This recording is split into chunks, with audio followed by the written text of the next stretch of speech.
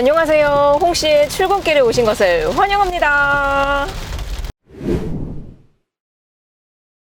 아이고 세상에나, 제가 카메라를 켜니까 갑자기 폭우가 내리고 있습니다. 저는 간만에 2026 시리즈로 돌아왔는데요. 제가 시승하고 있는 차량은 기아의 중형 세단이 K5입니다. K5는 이번에 2026으로 연식 변경이 되면서 기존에는 선택 옵션이었었던 것들이 기본화가 되고 또 가격도 변동이 없거든요. 그래서 조금 더 패키징이 좋아졌습니다. 특히 제가 타고 있는 차량은 가스차입니다. 아, 근데 이거 와이퍼 소리 왜 이렇게 큰 거야 이거? 저기요? 우중 드라이브. 약간 오늘은 ASMR 버전처럼 말해볼게요. 그래서 저는 정말 오랜만에 가스차를 타고 있습니다. K5는 파워트레인이 총 4가지가 있는데요. 가솔린은 2.0 자연흡기랑 1.6 터보 이렇게 있고요. 가스는 제가 타고 있는 2.0 요거 하나 있습니다. 그리고 마지막으로 2.0 하이브리드도 있죠. 그래서 제가 왜 2026 시리즈를 하는데 하필 왜 또 가스차를 타냐, 구할 수 있는 차가 요거밖에 없었습니다. 왜냐면은 이번에 2026으로 연식 변경이 되면서 패키징이 제가 좋아졌다라고 했잖아요. 그게 신규 트림이 나왔어요. 바로 베스트 셀렉션이라고 기존의 프레스티지 트림에서 조금 더 옵션이 보강이 된 건데 가격도 2천만 원대에 구매를 할 수가 있거든요. 2.0 가솔린 기준으로 2,800인가 그래요. 근데 웬만한 뭐 주행 보조 옵션부터 해서 막 풀 LED 라이트, 온갖 뭐 통풍, 열선 다 들어가 있어요. 다 들어가 있어. 그러다 보니까 추가적으로 다른 걸 안 넣어도 트림 선택만으로도 탈만한 차량이 되는 거죠. 그래서 저는 좀 가솔린 차량에 또 베스트 셀렉션 트림이면 참 좋을 것 같다라는 생각이 들었는데 구할 수 있는 게 여기까지였어요. 그래도 그 김에 정말 오랜만에 거의 한 2년 만에 LPI 차량을 시승을 해보고 있습니다. 또 간만에 이 LPI 차량을 타보니까 요즘 신차들 같은 경우는 전동화, 그러니까 전기차가 가장 많아요. 그 다음에는 풀 하이브리드 차량이 많죠. 풀 하이브리드. 그 다음에 이제 내연기관에다가 48V를 추가한 마일드 하이브리드도 많습니다. 그러니까 지금 현재상으로 신차를 탈 수 있는 차량들 중에서 좀 희귀한 파워트레인이 디젤하고 제가 타고 있는 가스지 않을까라는 생각이 들어요. 아무튼 오랜만에 이렇게 가스차를 타봤는데 가스차 특유의 특징들이 있습니다. 처음에 딱 차를 타요. 탄 다음에 시동을 걸잖아요. 여기 버튼 시동 버튼이 있거든요. 요거를 눌렀을 때 일반적인 내연기관이라든지 전기차들은 그냥 브레이크 밟고 누르자마자 바로 전원이 켜지면서 바로 이제 엔진이 돌아가잖아요. 근데 가스차들은 한 3초 정도의 텀이 있습니다. 마침 신호 걸려가지고 잠깐 제가 시동을 꺼볼게요. 지금 시동 껐어요. 애니메이션과 이런 음악을 잊지 않고 다시 시동 켜보겠습니다. 누를게요. 그쵸? 3초 있다가 시동이 켜집니다. 요거 이외에는 사실 가스차만의 특징이 가솔린하고 비교했을 때 크게 두드러지지가 않는 것 같아요. 과거 10년 전까지만 하더라도 가스차에 대한 인식이 막 그렇게 좋지가 않았습니다. 왜냐면 딱 트렁크 열면은 가스 탱크가 어마어마한 게 들어가 있어요. 거의 뭐 대포 아닌가 싶을 정도로 트렁크를 다 차지해요. 그래서 뭐 짐을 놓기가 굉장히 애매해졌죠. 그리고 옛날에 쓰던 그 LPG 같은 경우는 효율이 낮았기 때문에 출력도 약했습니다. 그러니까 같은 차량 기준으로 가솔린은 예를 들어서 200마력대의 힘을 낸다면은 요거를 이제 LPG 파워트레인이 들어간 걸로 바꾸잖아요. 그러면 출력이 거의 한 3분의 1 토막이 날아가 버립니다. 그리고 실제로 탔을 때에도 출력이 약하기 때문에 본의 아니게 풀악셀을 자주 밟게 되는 거죠. 그렇게 자주 밟게 되면 연료 효율이 안 좋아지기 때문에 연비가 내려간다. 그래서 옛날 가스차들은 실제로 연비도 그렇게 좋진 못했습니다. 거의 뭐 슈퍼카 뺨칠 정도의 연비를 가지고 있었는데요.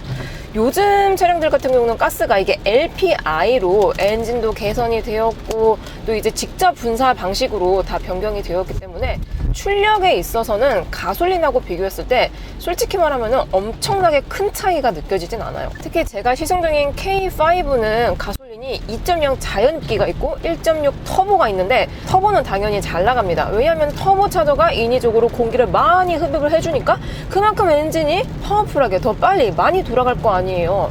그리고 터보 차량들의 특징이 저 RPM에서부터 높은 출력을 낼 수가 있습니다. 그래서 일상 영역에서 가속감이 살짝만 밟았는데도 툭툭 튀어나가고 경쾌한 게 터보차저 덕분이거든요. 근데 반대로 자연흡기는 방금 말한 터보차저의 성능과 조금 반대됩니다. 그러니까 고 RPM을 많이 쓰게 되고 저 RPM에서는 힘이 크게 나오지가 않게 되고 그러다 보니 엔진 사운드도 조금 커지게 되고 또 연비도 좀 안 좋아지게 되고 그렇게 되거든요. 아무튼 뭐 자연흡기만의 특성들이 있기 때문에 꽤 매니아틱한 파워트레인이다라는 생각이 듭니다. 근데 저는 개인적으로 고마력의 자연흡기 차량들은 또 좋아요. 저마력 말고 고마력. 아무튼 요즘 가스차들은 지금 고속화 전용 도로를 가고 있거든요. 이런 데에서 밟았을 때에도 충분히 가속이 시원시원하게 잘 됩니다. 잘 돼요. 그리고 제가 타고 있는 차량은 조금 특별합니다. 가스차가 이제 일반이 구매할 수 있는 차가 있고 렌터카 용도가 또 따로 있거든요. 렌터카용은 패키징이 살짝 달라요. 그리고 기존에는 없는 트렌디 트림이 있어가지고 좀 더 가성비 있게 차량을 출고할 수 있는데요. 제가 타고 있는 차량이 마침 또 2.0 LPI 렌터카의 기본 트림인 트렌디 트림입니다. 근데 트렌디 트림에서 넣을 수 있는 모든 옵션이 다 들어가 있어요. 그래서 막 파노라마 선루프부터 해가지고 하이패스 시스템, 또 이거 SBW라고 전자식 기어, 변속 레버 이런 것도 들어가 있고 아무튼 모든 옵션이 다 들어가 있어서 차량 가액이 2,800만 원 정도가 됩니다. 2.0 가솔린 기준으로 베스트 셀렉션 가격이 한 요 정도가 되거든요. 아무튼 뭐 패키징이 조금 다르기는 하지만 요 정도도 나름 괜찮은 느낌이 들어요. 근데 제가 정말 오랜만에 풀 옵션, 최고 트림의 풀 옵션이 아닌 신차를 타다 보니까 처음 보는 것들이 있습니다. 제가 정말 보게 겨웠었죠. 요 중간에 보시면은 공조 시스템이 있거든요. 공조 시스템을 바꿀 수 있는 이런 패널. 요게 기존 기아차 같은 경우는 요게 풀 오토 에어컨 시스템이 들어가 있으면 매뉴얼이 조금 달라지거든요. 그리고 내가 에어컨이라든지 히터를 켰을 때 온도가 디지털 숫자로 나옵니다. 뭐 예를 들어서 뭐 19도, 19.5도, 20도 이렇게 나오는데 얘는 지금 매뉴얼 에어컨이에요. 풀 오토가 아닙니다. 그래서 온도를 이렇게 조절해야 돼요. 그러니까 에어컨은 총 4단계로 조절이 가능하고 히터도 4단계로 조절이 가능한 거죠. 그래서 제일 끝까지 했을 때에는 몇 도인지 몰라요. 아마 16도에서 18도일 것 같은데 이게 너무 추워가지고 제가 이렇게 한 칸을 올렸어요. 그러면 에어컨이 3단이잖아요. 요래 쓸 때는 한 20도에서 22도 정도 되는 것 같아요. 그러니까 정밀하게 이 온도 조절을 못한다는 게 조금 불편했습니다.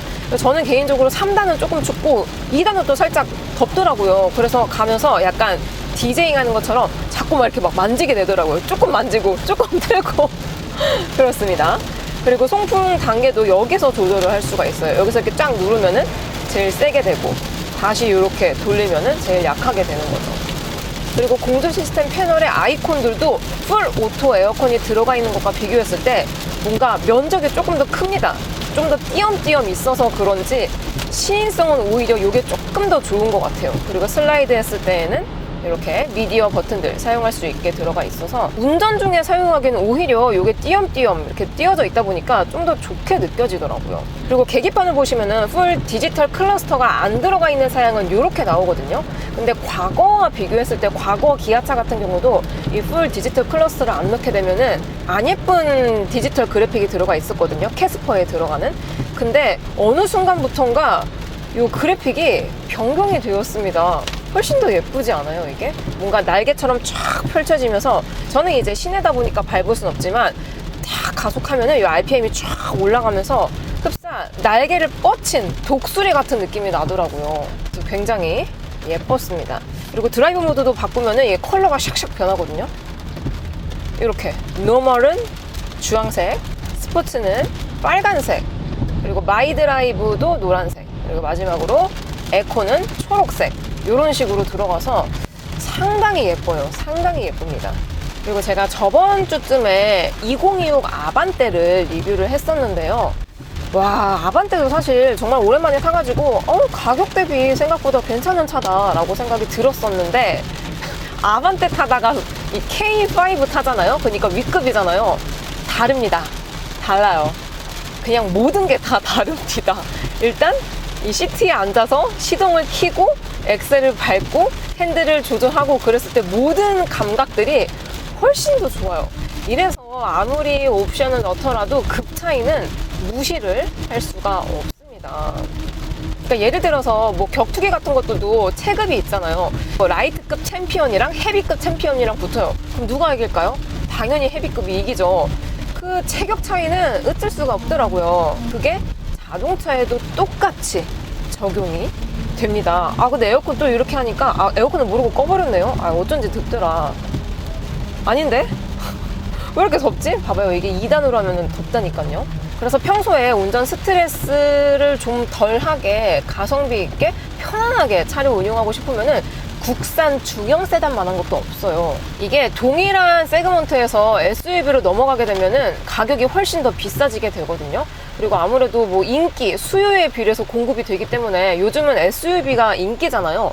그러다 보니 SUV가 확실히 동일한 체급치고 세단에 비해서 많이 비쌉니다. 많이 비싸요. 근데 뭐 비싼 이유들이 뭐 물론 공간도 크고 그만큼 뭐 재질들도 많이 들어갈 거 아니에요. 철제부터 시작해가지고 뭐 도어, 뭐 프레임 이런 것도 훨씬 더 많이 들어가니까 비쌀 수밖에 없긴 하지만 뭔가 성능만 따졌을 때에는 사실 동급인 거를 가정했을 때 세단이건 SUV건 솔직히 말하면 큰 차이가 안 납니다. 큰 차이가 안 나요. 그렇기 때문에 현 시점에 가성비 있게 신차를 편안하게 운용할 거면은 중형 세단이 갑입니다. 갑. 특히 지금 비도 오고 여기가 신월동 부근이거든요. 공사를 몇십 년째 하고 있는데 아무튼 끝나지 않는 공사 구간입니다. 이 길에서는 노면 상태도 안 좋기도 하고 울퉁불퉁하고 계속 뭐 철제 길 이어져 있고 장난 아니거든요, 이게. 근데 동일한 길을 아반떼로 갔을 때는 진짜 시끄러웠어요. 아니 뭐 어디 뭐 빵꾸난 게 아닌가 싶을 정도로 굉장히 시끄러웠었는데 확실히 중형급으로 넘어오니까 어느 정도의 소음들은 좀 막아주고 있기는 합니다. 그렇다고 완벽하게 막아주지 않지만. 그래서 저는 개인적으로 만족스럽습니다. 그리고 K5가 페이스리프트 버전이 23년도에 출시가 되고 작년쯤에 2025가 출시가 되었어요. 그때 당시에 이 룸램프가 이렇게 백색 등, 하얀색 등으로 나왔고 실내 소화기와 함께 2열에 발매트 거리가 기본적으로 추가가 되면서 또 트림마다 약간의 옵션 조정이 있었거든요.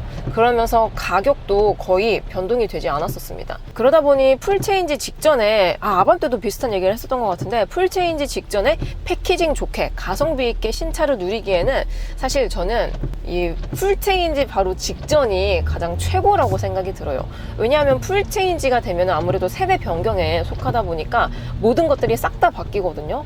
뭐 예를 들어서 플랫폼 바꿀 수 있으면 플랫폼도 바뀌고 파워트레인도 바뀔 수 있으면 파워트레인도 변하고 모든 게 싹 다 바뀌어버리니까 그만큼 많이 비싸집니다. 근데 저는 사실 국산차 같은 경우는 요즘 너무 이제 패키징도 좋아지고 옵션도 좋긴 하지만 가성비를 잃으면 안 된다라는 생각이 들어요. 안 그러면은 수입차와 경쟁했을 때 뭔가 AS를 제외하면은 크게 메리트가 있다라고 느껴지진 않거든요. 그래서 가성비를 충분히 챙겨가야 되는 포지션인데 자꾸 이렇게 뭐 세대 변경 뭐 신차를 거듭돼서 가격이 올라가게 되면은 메리트가 줄어들게 되는 거죠. 그래서 K5의 정확한 풀체인지 날짜가 공개가 되진 않았지만 제 예상에 내년쯤에는 그래도 나오지 않을까라는 생각이 듭니다. 왜냐면은 페이스리프트를 거친 다음에 다음 세대 변경이 되었을 때 빠르게는 3년, 느리게는 한 4, 5년까지 가거든요. 근데 요즘은 신차 주기가 조금 더 빨라지는 경향이 있기 때문에 잘하면은 내년 아니면은 내후년쯤에 아마 나오지 않을까 싶습니다. 그리고 제가 동급 경쟁차인 소나타도 이 패키징과 함께 가격을 봤는데요. 현 시점 기준으로 소나타와 K5는 가격이 진짜 비슷합니다. 그러니까 차이가 나봤자 한 10만 원 미만인 거예요. 많이 차이 나도 뭐 10 얼마밖에 차이가 안 나요. 그러다 보니까 단순히 그냥 디자인인 것 같아요. 그리고 실제로 제가 K5도 타보고 소나타도 타봤지만 성능도 과거에는 K5가 조금 더 날렵함을 가져가고 소나타는 조금 더 패밀리함을 가져갔었는데 지금 기준으로 신차는 사실 성능 차이가 크게 느껴지지가 않거든요. 그렇기 때문에 단순히 디자인 취향에 맞춰서 고르시면 될 것 같더라고요. 그리고 소나타는 현재 25년형이 출시가 되었는데 26년형은 아직까지는 출시가 되지 않았더라고요. 아마 곧 나오지 않을까 싶습니다. 그리고 제가 요즘 친환경 차를 많이 타가지고 뭐 연비 효율 그래프 뭐 이런 것들이 있을 줄 알았는데 내연기관이라서 그런 게 없네요. 아무튼 가스차는 연비가 가솔린에 비해서 조금 덜 나오기는 합니다. 왜냐하면 연료 효율이 좋아지긴 했어도 가솔린만큼의 효율이 나오진 않거든요. 그래서 제가 타고 있는 차량 기준으로 복합 연비가 리터당 9.8km 정도가 나온다고 합니다.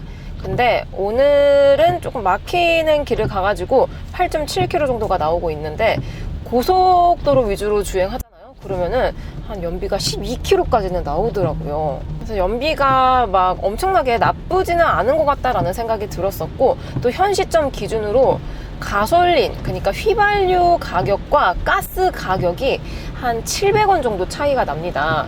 그러기 때문에 내가 좀 장거리를 많이 간다 하면은 당연히 가솔린이라든지 아니면 하이브리드가 좋겠죠. 하지만 나는 연간 주행 가는 거리가 적어 하시는 분들은 가스, LPI도 괜찮은 선택지가 될 수 있을 것 같습니다.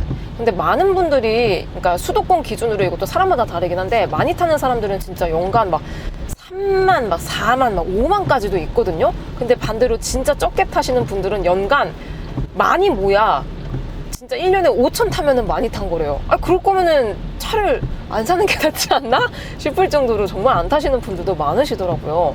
그런 분들이 오히려 이런 LPI 차량을 구매를 하신다면은 초기 투자 비용도 적거든요, 가솔린에 비해서. 그리고 이 연료비도 저렴한 편에 속하기 때문에 가스차 한번 보시면은 좋을 것 같습니다. 전방에 지금 터널이 있는데요. 저는 지금 완전 기본 트림, 트렌디 트림을 시승하고 있기 때문에 모든 옵션을 다 넣더라도 이 실내 앰비언트 라이트는 안 들어갑니다. 그래서 야간에서의 감성은 좀 부족하긴 하죠. 저는 희한하게 앰비언트 라이트가 없는 차를 타면은 뭔가 흥이 잘 안 납니다. 앰비언트 라이트가 있어야지 흥이 나요. 독특하죠? 와, 비가 갑자기 많이 내려서 휠하우스를 치고 이 빗물 사운드가 장난이 아닙니다. 요즘 또 비가 막 왔다 안 왔다 왔다 안 왔다 하거든요. 그리고 남부지방에는 또 폭우가 내리고 수해 피해도 많고 날씨가 점점 이상하게 변해가고 있어요. 그래서 무섭습니다. 날씨가 앞으로 어떻게 될지 짐작이 안 가니까, 기상청도 예측을 못 하니까요. 아무튼 여러분들은 퇴근 중이신가요? 늘 제 영상 봐주셔서 너무 감사드리고 항상 안전운전 하세요. 저는 그럼 다음 리뷰 때 뵙도록 하겠습니다. 안녕. 안녕.